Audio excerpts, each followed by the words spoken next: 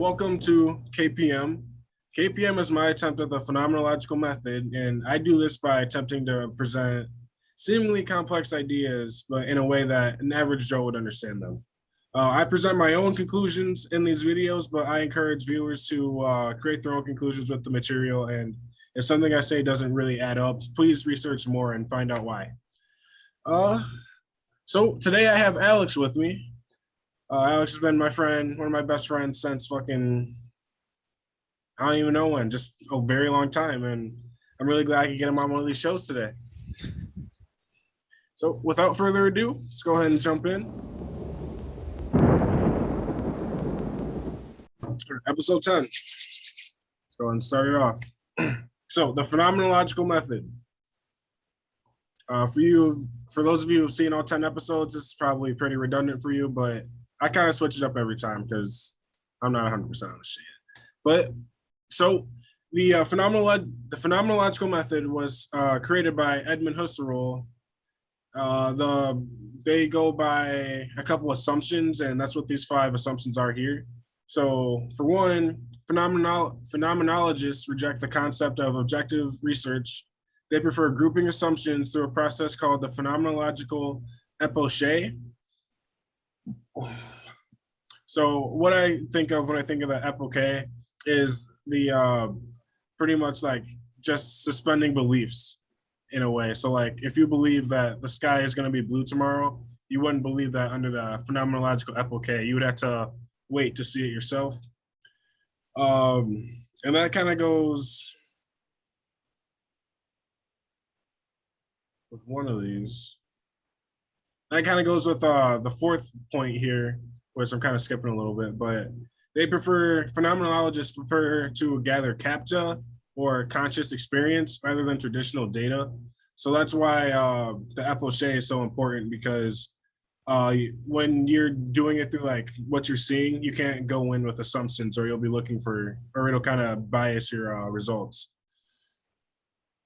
To go back to where we were at, point 2, they believe that analyzing daily human behavior can provide one with a greater understanding of nature. That one's pretty straightforward. Oh, I'm sorry. I forgot to ask if you have any comments, and then I should have told you this before, but if you have any comments or anything you'd like to say, or any thing that would relate to the conversation, please stop me. I would be happy to hear them. All right. So, like, I think I saw in one of your past videos, you show like an angle where 2 people are staring at the same thing. So that would refer to like one side is red, one side is black. So that other person would have to walk to the other side and see that it's red before saying, I believe that it's red, is what you were saying, like with the 1 and 4. That's what I believe, yeah. And I can pull that picture up here. So this is a picture Alex was talking about, where this guy's seeing the black side of the wall while this guy's seeing the red side. And because they aren't seeing like consciously with the conscious experience or capta, that the other side is either red or black, then they can't really say that they know that, because how would they know it if it's all based off of conscious experience? Okay, so that's what I thought, yeah. All right. Point 3, they assert that persons should be explored. This is because persons can be understood through the unique ways they reflect the societies they live in.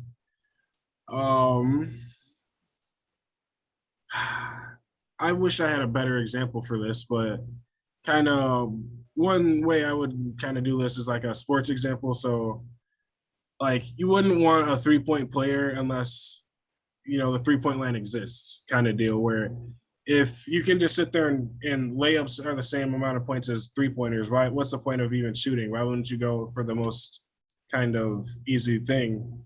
And that's because unless you're in the context of having a 3-point line, that 3-point player is just kind of useless compared to other players, where in the context of having the 3-point line, they're a little more valuable because their points are worth 3 instead of 2. And that's how I think that you kind of reflect the society, because without having that 3-point line, and I consider that like a societal kind of construct, without having that, then the 3-point player is not really even a 3-point player. They're just a 2-point player. Do you have anything for that? Not this time, no. All right. Then we'll skip down to 5. They consider phenomenology to be oriented towards discovery, and therefore they research using methods that are far less restrictive than other sciences.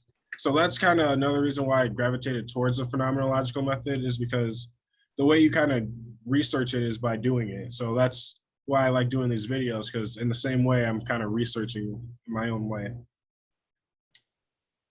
All So right. based on like the less restrictiveness, they're talking more like you don't follow a set, like I guess hypothesis like science would. You kind of just, I Yeah. guess, freely do as you, I guess, want with your methods and whatnot. Yeah, and I think that's kind of going back to the first point of the phenomenological epoche, because you want to suspend all beliefs. So that would mean you wouldn't even, like, a hypothesis is like a belief that something will happen. So Mm-hmm. you'd want to suspend those. But all right, I think that was a pretty good explanation of phenomenology. Now we're on to the dialectical method. So let's put this here. So I use this to kind of explain like how all this all fits together, like all the episodes fit together. So within Hegelianism, and this is Hegel here, the word dialectic has a specialized meaning of a contradiction between ideas that serves as the determining factor in their relationship. So kind of to explain this a little better, I guess this isn't the best picture, but I have one here that kind of does it.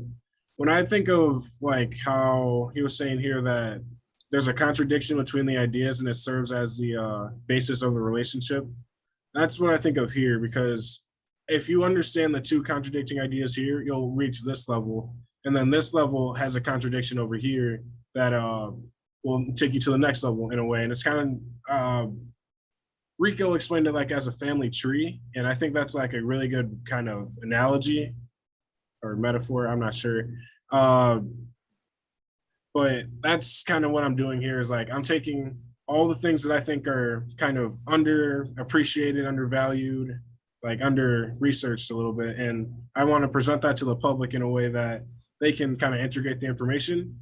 And I think that by doing that, I'll be able to reach higher up on the family tree, so to say, to kind of reach that higher pinnacle point. Okay. Do you have any kind of quotes for that? I know I didn't really get into the dialectic all that much. It's just kind of a thought process. Take two people and you would put them together, and basically their outcome, like their child, would have aspects of both of them. Yeah. And that's Okay. kind of what we're going to get into today with perspectivism as well. But that will take us right into our poem and quote analysis. So let's go ahead and jump right in.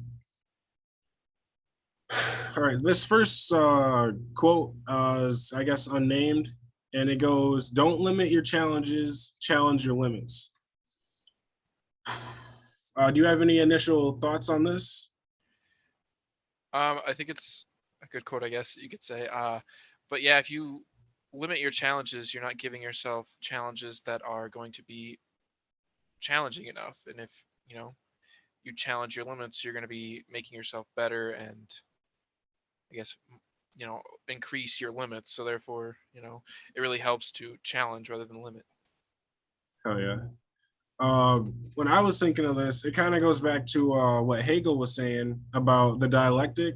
So, long story short, I had this whole class on like, I think it was modern philosophy, and they kind of went into the dialectic pretty substantially.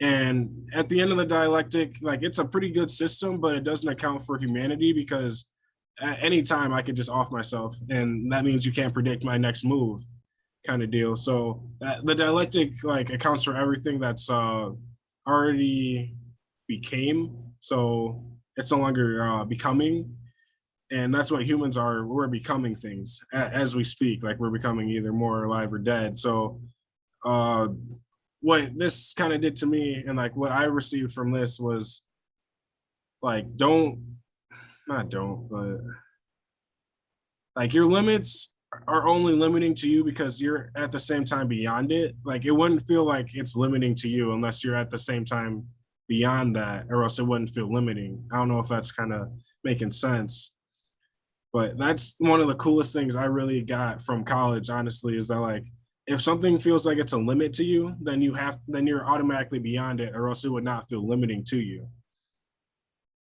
So that's kind of a motivational thing for me because it's like, oh, if I feel I'm limited in this aspect of my life, or if I'm limited in this other aspect, like I know that I can do better because it feels like I'm limited, kind of deal. Uh, any more for this quote? Nope. All right, moving on. So this is a poem by Richard Williams. It's called Challenges. I'll go ahead and start. It makes no difference who you are, your age, your sex, or what you do. And though you may not be a star, you can't avoid not being you. So take a moment, think a bit. You don't know what you're missing till you take the plunge of trying it, and all that's needed is the will. So when's the last time that you dared to do something not done before? Just view it as adventure fared, and then and oh, to then enjoy the pleasures stored. Do you have any initial thoughts on this poem? I think it has to kind of do with I mean, it kind of connects with the last poem or quote a bit because it's kind of telling you, hey, if you have those limits where you don't think you can go out into public and, you know, do things, just take the plunge. Can't limit yourself there. Yeah, I think that's definitely what he's trying to get at in the second, I want to say stanza. Uh, you don't know what you're missing till you take the plunge of trying it. I think that's definitely what he's trying to get at there, and what you were just Mhm. saying. Uh, I kind of Then he like. kind of, Oh, sorry, what were you saying? oh, and I was gonna say, then he kind of like goes into saying, once you finish that challenge and pass your limit there, you will look back on it with, I guess, better eyes. Yeah, things I learned like things are never as bad when as we think they are when we're going through them. Oh, for sure, yeah. Um, I want to look at this a little longer. Just view it as adventure and then enjoy the pleasure stored. So I can kind of see how this is like a very motivational quote, but I think it kind of can lead a reader astray to where like, not every adventure you go on is gonna have pleasure. You know what I mean? And Yeah, I think that's kind of an unfair thing to like kind of push on people because then let's say they have an adventure and they don't feel the pleasure that this guy's saying that should happen, they'll be less likely to want an adventure next time because that pleasure won't be there. yeah, for sure. Especially because the first time you take the dive, it might not turn out the way you want it to, and then you just won't be willing again to try that adventure or seek out something better. Oh, yeah. And then I was kind of, this kind of relates back to what me and Riley were talking about the other day with motivation crowding theory. And pretty much what that is uh, kind of give a quick explanation. You want, like, let's say you have to mow a yard. And let's say you either don't get motivated by your parents or you do get motivated. If you do get motivated, they're saying that that crowds your internal motivation, and then you'll be less likely to do it in the future without that payment. But if you do it when you're without an extrinsic motivation, then you'll do it and you'll get better at it just because that's something you want to do. But as soon as that extrinsic motivation comes through, it like crowds your motivation centers, and then it makes it so that you don't want to do something you would normally intrinsically want to do without that extrinsic motivation.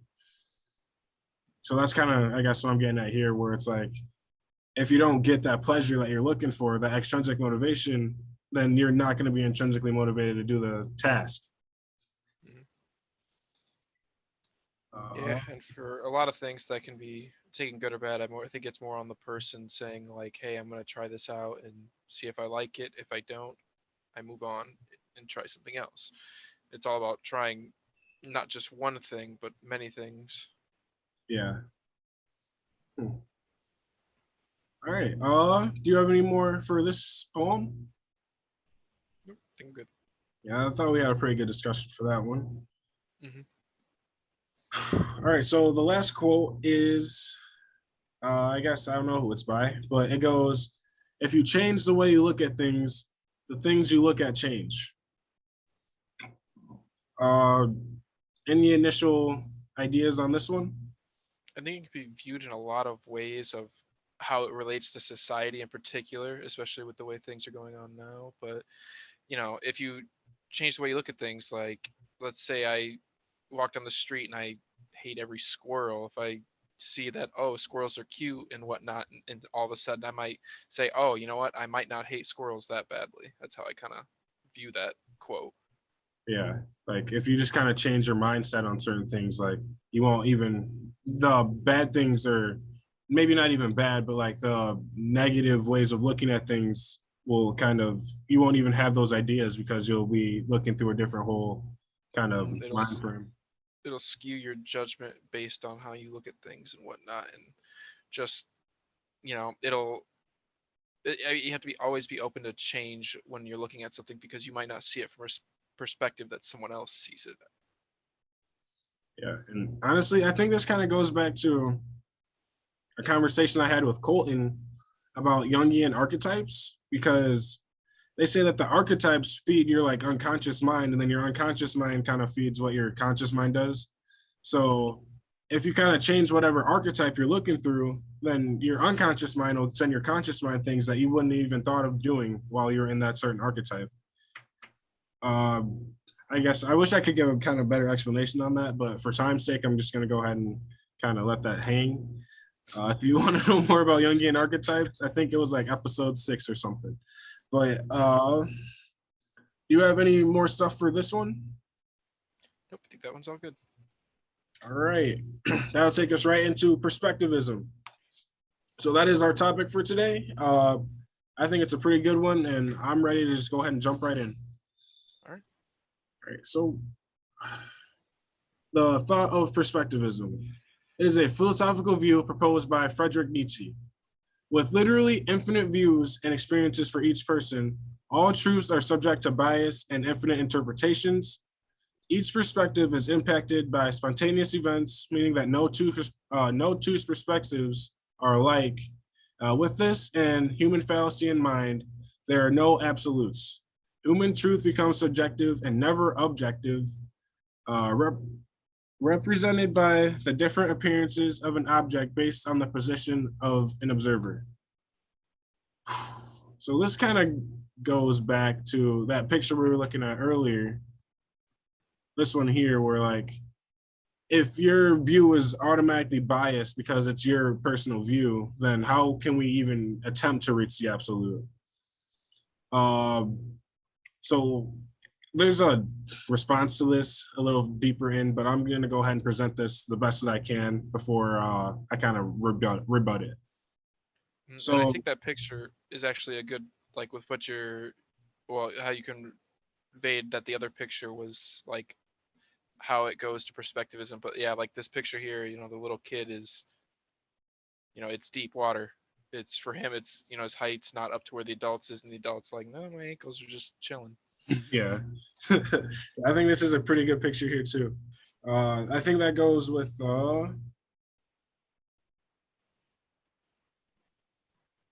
yeah, that's like the fourth bullet point, and then kind of the first and third. Mm. All right, so I'll go ahead and move on from there. So an example of perspectivism, the different interpretations of Jesus Christ's image. So there's a holy version of Jesus Christ, a mortal version, or the South Park version, me so holy. Or for another example, would be like the thought of a rock. Do you mean like a boulder or a pebble or Dwayne the Rock Johnson? Like, there's so many different ways you can interpret just even the word interpretation that, how can we even say that we have like a standard baseline for what that word's supposed to mean? So another way this is that it could be an example of perspectivism is experimentation. So multiple tests done in multiple conditions to replicate the same effect. Each test examined by a different perspective, the validity of scientific study made valid by identical results. So that's, I guess, what they're trying to say here is like, that's kind of the question that science is trying to answer, is that like, there's so many different ways you can interpret things. How is it that I can make it so that this thing that I'm trying to do happens every single time? And that's what I think they're trying to get at with like scientific laws. And that's why I think it's so hard for you to like kind of define a law, because it has to be every time without question. Like there's no chance it could not happen, which you would think makes it easier to find them. But then, you know, it's kind of one of those things where you don't know what you don't know. Hmm. I think even in science, there are like only a few like hard ground laws that actually exist within science, and most of them are pretty, at least sound. We don't 100% know if there's any known way in the universe that they could be proven wrong or proven right. Yeah. I hate those because it's like, I don't know what to believe. Well, there's a few that like, I mean, from a scientist perspective, you would see like, okay, yeah, that makes sense, and you choose to believe it because it is, I guess, somewhat proven. I mean, to a point, but at the same time, there is no better alternative way of thinking for that point. I see what you're saying. So like it's the best running theory we got, even if Yeah. it's not the actual best. Mhm. Huh. Oh yeah. I wish you had some examples of that, but I don't really know all that much. Well, I guess one of them would be, I mean, it's this is actually like a law in science. Is the I think it's Newton's second law, and it's like basically energy cannot be created or destroyed. So if you have a lighter and you light it, the heat energy is always going to persist somewhere within this universe, whether it's bouncing onto your hand, going through your body, or if it's just going off into space. It's the most common acceptance is that no, it cannot be created or destroyed, but there could be a perspective that we don't know of where sure at some point energy is slowly released from the universe or something, something that we can't know of yet anyway. But yeah, something like that. Yeah, I think that was actually a Because pretty good example. Okay, man. because So moving on.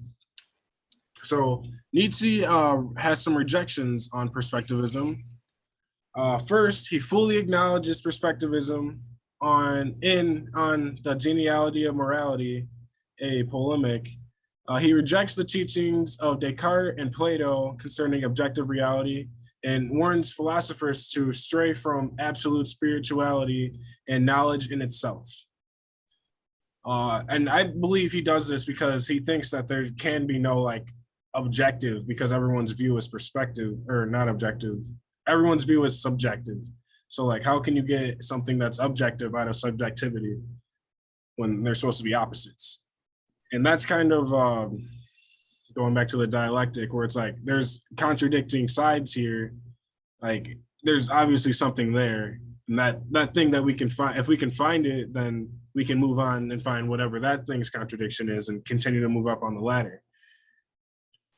uh, Much of relative philosophy stems from Nietzsche's perspectivism, but is not accepted by him.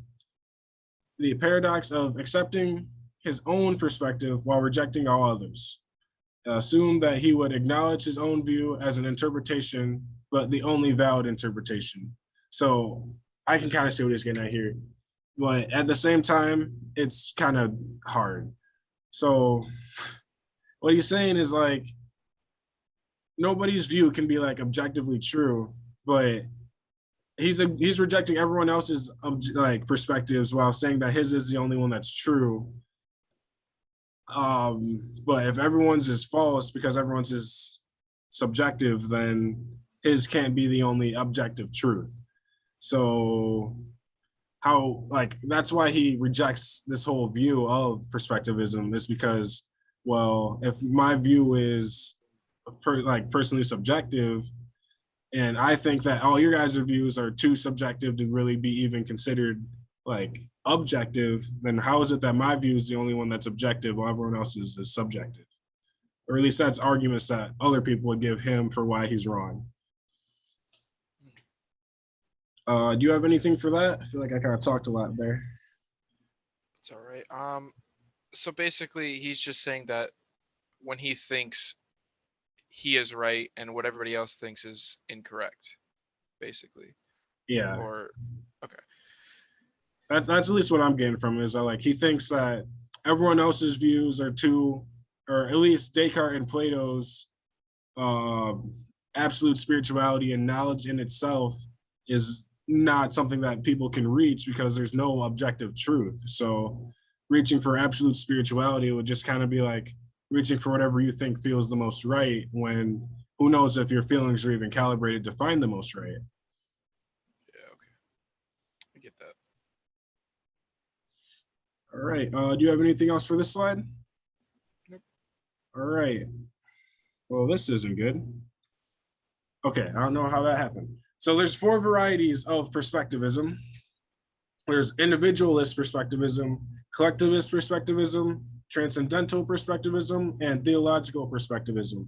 I'll give kind of short definition of theological right now because there really isn't that much to say on it.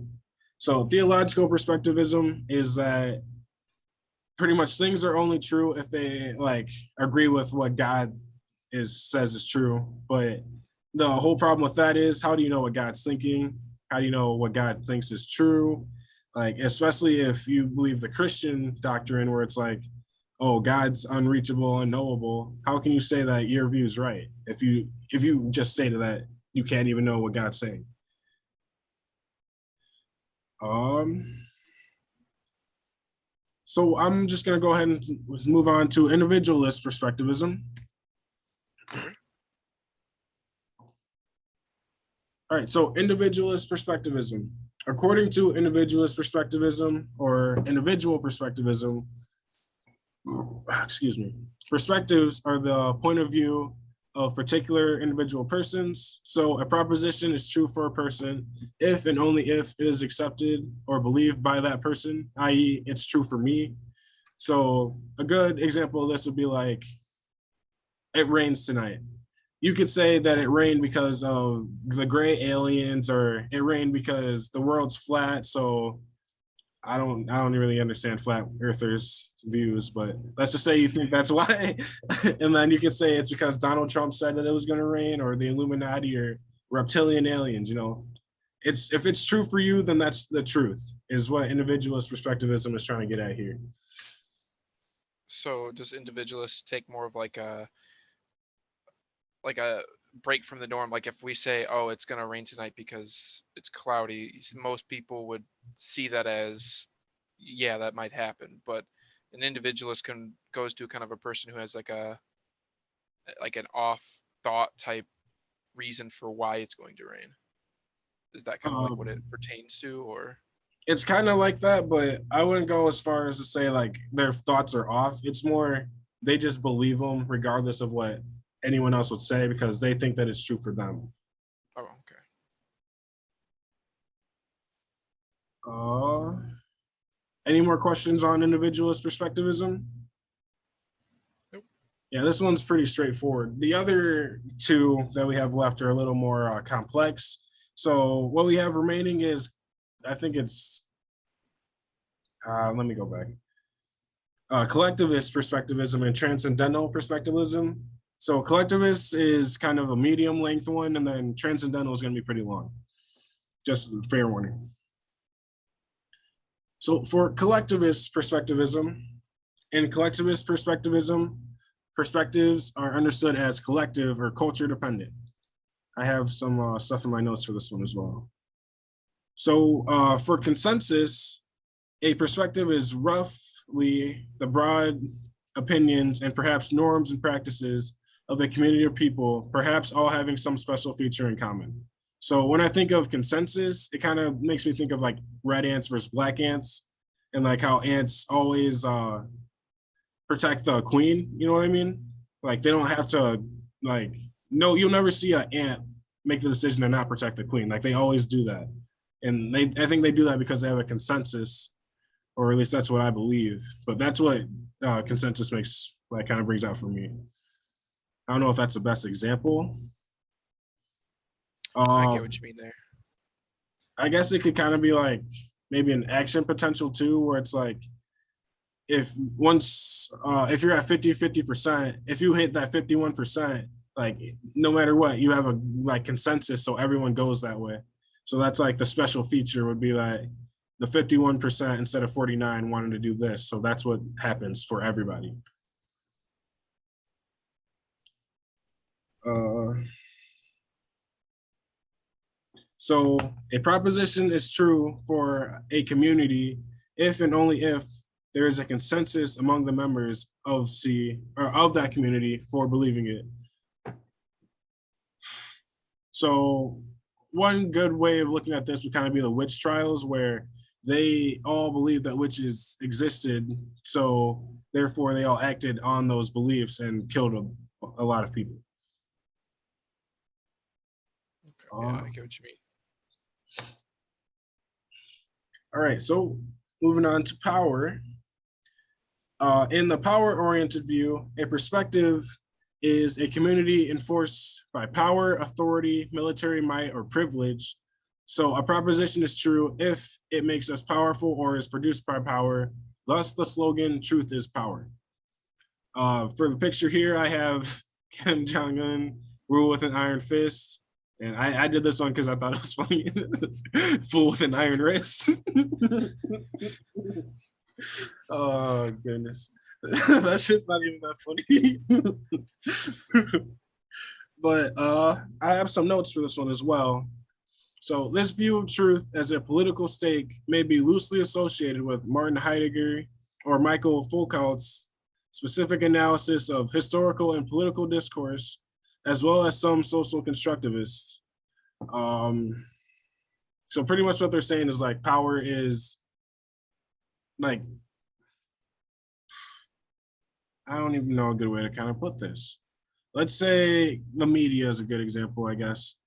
So the media, the people in media have a lot of power because they have the power to like say, oh, like one change of one word could like completely change the way that kind of news report is kind of viewed. So let's say that the people in power shoot somebody and they die. The they'll say that the person robbed or stole them, and that'll be considered the truth because it's coming from somebody who is powerful and kind of makes the rules. So we're not really in a position to bargain with them in a way.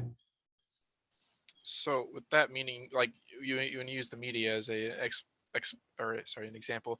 It's like with that same example of a powerful person killing another person, like instead of saying, "Oh, they robbed him," they could say he defended himself against the other person, and it would kind of either make him look bad or look like good because he was defending himself or he was Yeah, robbing that man. Okay. and that's exactly what I'm trying to get at here because it's enforced by like power or authority, and whoever is in charge of the media kind of has the authority of doing whatever the fuck they want because nobody's gonna tell them no. So the last collectivist perspectivist viewpoint is Marxist, and truth, the I guess kind of spiel for Marxists is truth generating perspectives are collective and opposed to or engaged in struggle against power and authority.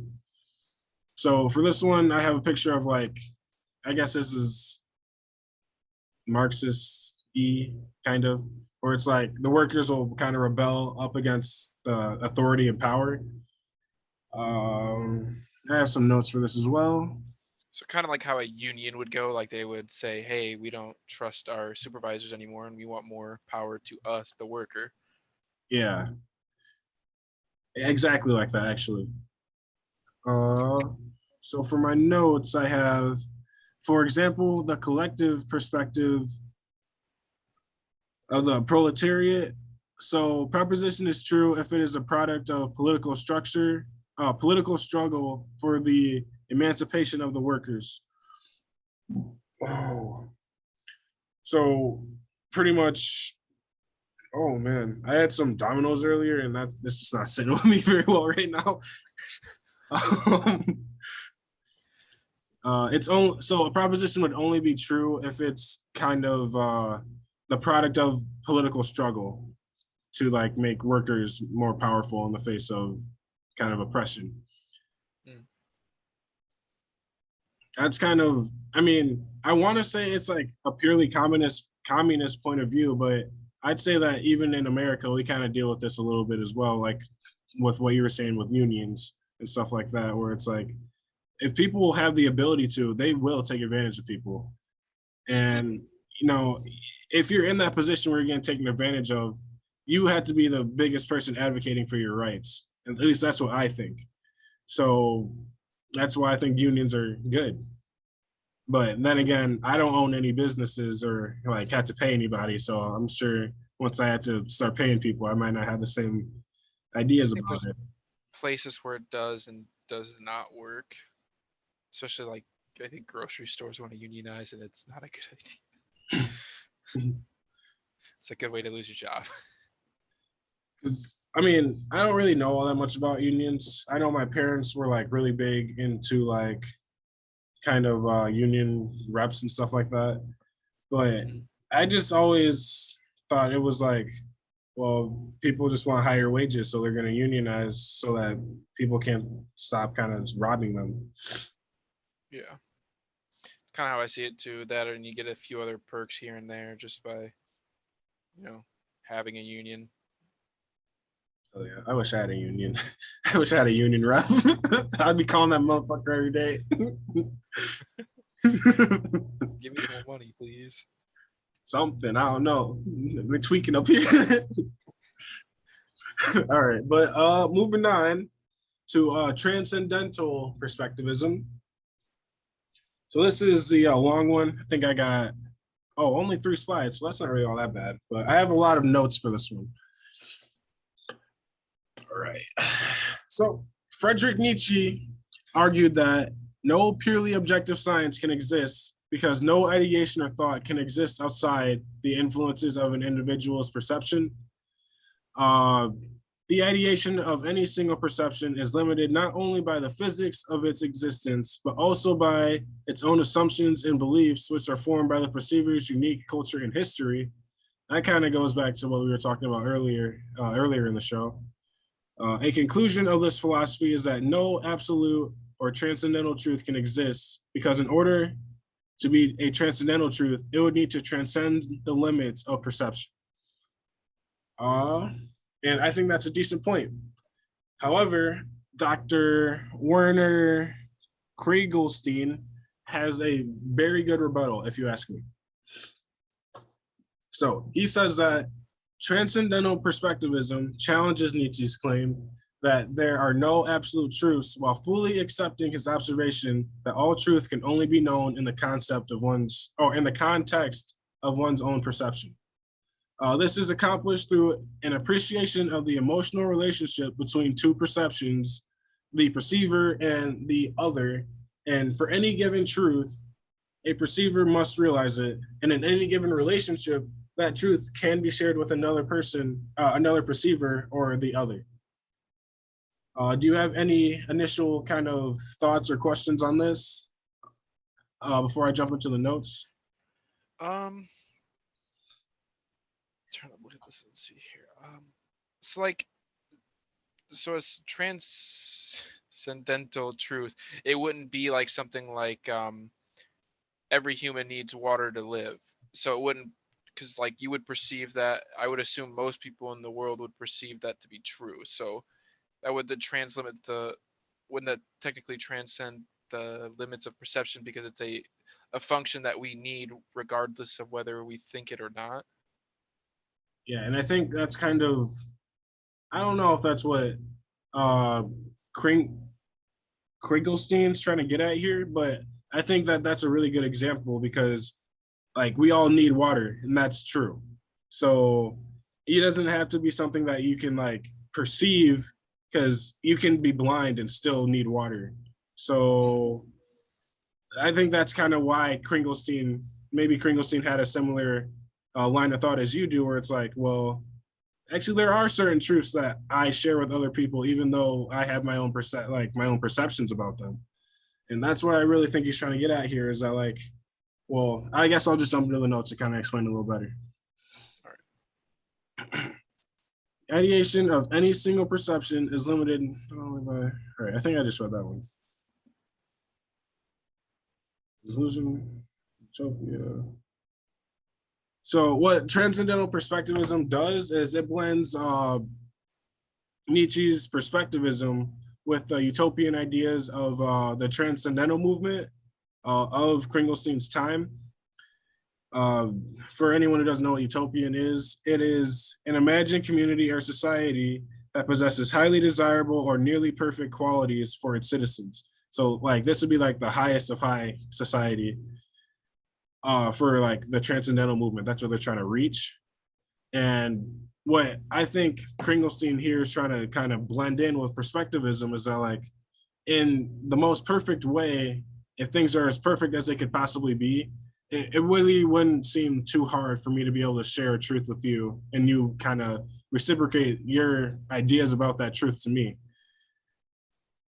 Like, I don't think, at least in a perfect society, like what transcendentalism kind of entails with a utopian idea, I feel like there would be no reason why that would be something that would be hard to kind of communicate to another person, even in the face of the fact that all of our truths can only be known in our own personal like perceptions of them. But I don't know. Do you have any kind of questions or comments on that? I have a slide that kind of gives a better example for this. All right. No, I don't think I have anything else for this Okay. right now, anyway. All right. So this is a picture that I made that I kind of thought explained it for me a little better. So I wish I would have kind of made these boxes the same shape, but let's say perspective A and perspective B are both about an apple. And let's say you're in front of the apple and I'm behind it. The combination of both of our perceptions up here would be correct. Not correct. Would be the transcendental truth because we would be kind of adding our own conceptions of the truth together, and then whatever we come up with would be that transcendental truth because it would transcend both of our own personal opinions because we would be sharing them with each other. So whatever you share with me, I like we can combine our ideas. At least that's what the idea is. A good way to kind of do this or kind of explain it is this slide. And this is my last slide for this show. So hopefully I'm not doing too bad on time because I kind of could have done a lot. But so for this equation, let's say X is any event in like any event that you can imagine in your life. And then the P would be your own perception. The O would be, let's say somebody else's perception. Like, so let's think of O as other. And then the N here is just how many other people you end up asking. So let's say you have a O of 6. That means you ask 6 people for their own opinions on whatever event or X is. And then the E here stands for an error term just because our faculties aren't perfect. And that's something that you should at least account for because if you think that you're getting the perfect picture and you're basing your whole like truth off of it, if you're not getting the perfect picture, you're kind of fucking yourself. Uh, and then for the end of the equation or the other side, I kind of try to do it where it's like blue plus yellow equals green. I sure hope that's how the color wheel works out. But these, once you add each other's kind of conceptions, you get an X of P and O, and that is both everybody's like ideas combined together. So that's kind of what I'm trying to do here. Is I want to present my ideas, and then I want to see what you have to say about it, and then obviously there'll be some like I don't do everything perfectly right. Like I understand that, and I'm sure you don't always do everything perfectly right too. So like if we kind of deal with the errors and just kind of work them out, we'll at least be with something that's a lot stronger and a better picture than just my own perspective. Mm-hmm. So you could probably like, I guess, relate this to like raising a child. Each parent would have their own perspective on how to raise said child, but in the end they could probably only take hold of a few certain ways, so then they would again blend into each other to say, oh, we'll raise our child together like this, an agreed upon situation. And they, again, I think with that, oh, you would go and ask other parents how they do it, and Yeah. you would get their feedback and maybe input that into how you choose to raise that child. Yeah. And this kind of goes back to the dialectic a little bit, where it's like you add all these together and then you have one thing, but that one thing can also like be added together with more things to make a more kind of complete picture.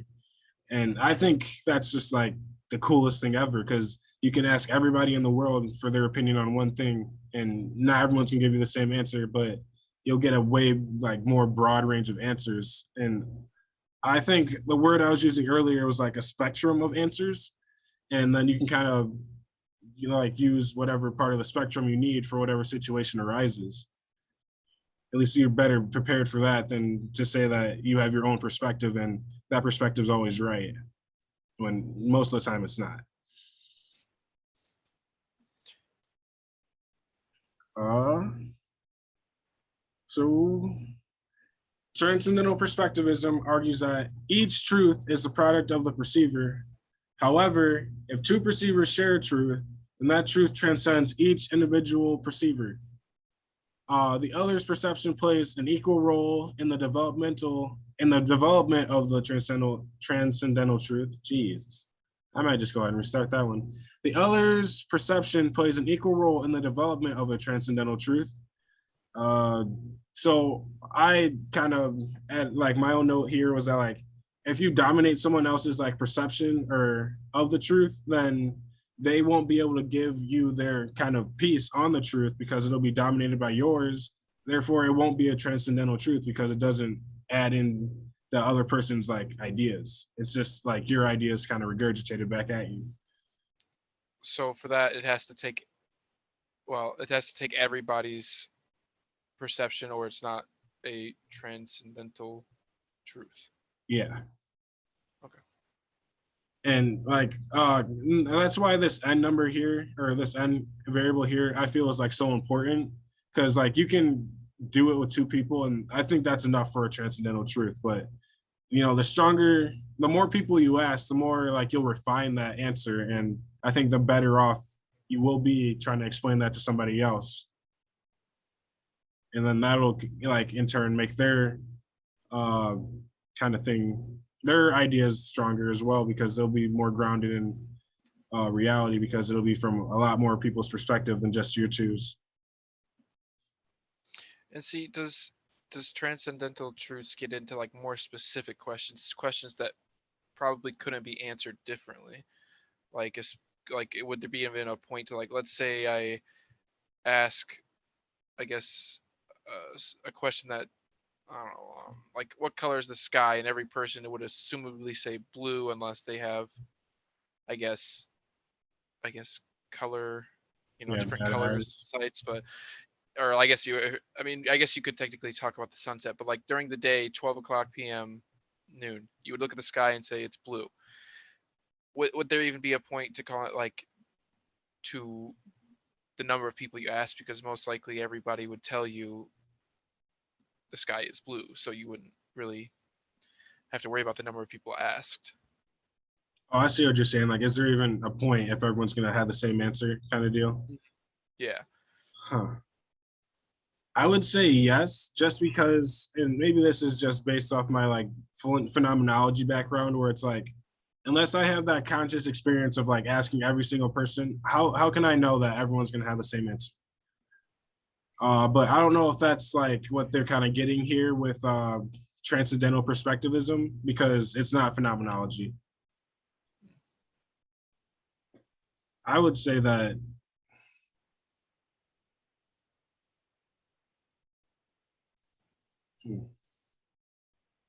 I want to say that like the more you ask, the better, just for the sake of like refining your answer. And that kind of brought me into like persuasion, because it's like, well, why bother asking people if you're like, then what's the point of asking if you don't have your own opinion, kind of deal. And I think it was like pathos, logos, or ethos. And Mhm. I think where this would come in, I think it would be pathos because the more people you have that say that the sky is blue, the more credible your answer would be than if it was just you. Mhm. Okay. Yeah.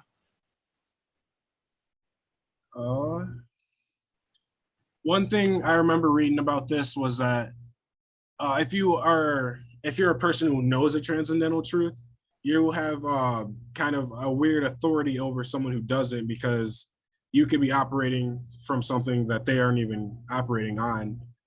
One good way I kind of see this is like you give somebody who's been rich their whole life $500, and you give someone who's been poor their life $500, and see who comes back with more money, kind of deal. Where it's like they they're both presenting the same thing, but they don't see it the same way. So like one person could take it and do and bring back 500,000, while the next person might only be able to bring in 50 cents. And that's just like if you don't know that transcendental truth and you're running off of like I guess a false definition of reality where you think that I can or you have the belief that you can only make so much based off of how much you have. Like if you have a transcendental truth that lets you know that you can be like exponentially as good as you'd like to be, it's kind of it changes your really your results. Mhm. But that's kind of why I wanted to do like these shows. It's like because when I went to college and I was presented all these ideas, I like it was the first time I've heard them. So I was like, oh, wow, I wonder how many people where I live at or where I came from have never heard these ideas before either. And it's not that they're like, well, some of them are kind of world bending like ideas, but like some of the things are just good to know just for like common sense ideas.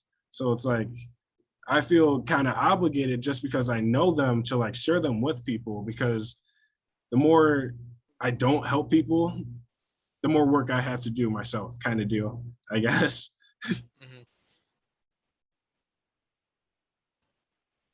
Mhm. So do you have anything else for this? Um, were we on? Did we already do all the bullet points, or were we just at the first one? Uh, I think we just did the first one. Okay. Yeah. Then I think I'm all good on that one. Yeah. All right. So this is not achieved by one perceiver. Transcendental perspectivism or transcendental truths are not achieved by one perceiver convincing the other about the validity of their held truth, but rather by a union of the true truths held by each perceiver. This is kind of another way of saying that like you want to avoid dominating someone else's opinion on things. So that's and with this, it's hard for me because I'm really literally showing people the information like probably the first time they've ever seen it. So how can I Mhm. give my perspective? And I think that's kind of what Nietzsche was getting at, where it's like, I have my own perspective. How can I give it to you without giving you my perspective of it? Kind of deal. So I don't know, because even the stuff that I like, the information I got is someone else's perspective of it. Like, how do I know what the actual like objective truth is? And he's saying that it's impossible to reach. Where uh, what's his name? Kriegelstein. He's saying that like if me and you talk enough and I talk to enough people, I'll eventually reach that transcendental truth because I'll have as long as I don't like dominate your opinion and I integrate your like ideas into mine, I should be able to reach that highest point because I'll take in the full like picture instead of only the half that I'm showing myself. Mhm. So I think how I see it kind of like is I think there's like multiple colors of apples, right? And I say, no, there's only two colors of apples, red and green. Then I come talk to you and you say, no, there's also a yellow apple. And I go, oh, so then there's three colors of apples. And that would kind of be how you would, I guess, compare it to that. Yeah, and like how you can kind of move on and move up with this equation. Mhm. What's actually interesting about this equation, it was actually made by Kriegelstein's son. It wasn't even him who created this equation. I thought that was pretty cool and noteworthy. So the final point is, and kind of what I want to leave people with is, in order to avoid dominating someone else's opinion and to truly develop a transcendental truth, the perceiver must experience empathy and compassion for the perception of the other. Um, and I know I'm not exactly the most empathetic or compassionate person, but if you think of it in the sense of like you're losing out if you're not compassionate because people won't tell you everything that they have to tell you, it kind of changes the way, and that kind of goes back to what we were talking about earlier. You change the way you look at things, you change the things you see. So like if you don't come at people in a certain way, or if you like don't try to dominate their opinion on things and they tell you your own thing, you'll be better off because maybe they'll tell you a trap or something they tripped up on and you won't have to trip on it the same way.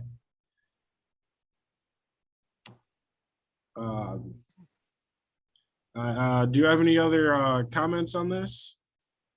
I think you explained it very well. Because yeah, if you don't, I mean, because like if you don't respect someone's, I guess, perception on a topic, you will never like attempt to take it in and understand it and maybe try to mix it in with what you already know. Yeah,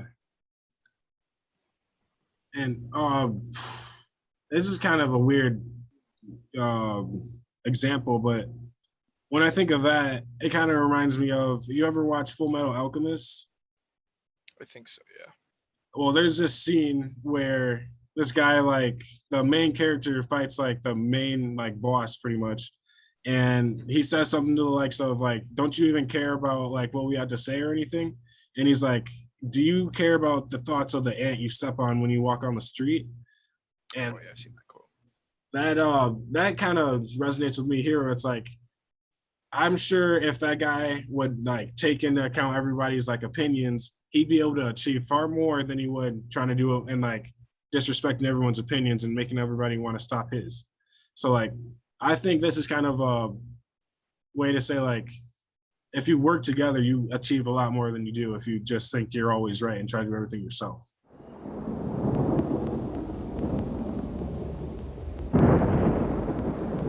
So, do you have any kind of final thoughts, or is there anything you liked in particular about the episode? Um, I'd say one of my thoughts is I thought it's a nice subject to learn. I think it was a pretty easy subject to learn. Um, because it does pertain to perspective, like what others think, how I think, and how those thoughts together or alone can be seen by an outside force, like the individualist or the collective per se. Yeah, And I'd say that I think the part I liked the most was the transcendental yeah, portion. I thought that was the coolest one too because it kind of like it gives you a way to integrate everyone's opinions, and I think that's something that everyone should do because I mean everyone has an opinion, and if you want people to respect yours, you got to respect everyone else's, or at least that's what we were told or taught. Yep. Yep. But And it can so, are we just saying? create. It can. I mean, especially with the transcendental, it can create a lot of better. I guess what people would prefer to say better opinions, like how we treat people and how we go about things that could be considered touchy or tough subjects to deal with. And if we all have a collective mindset there, we can easily overcome those problems and find the best solution, or I guess a better solution.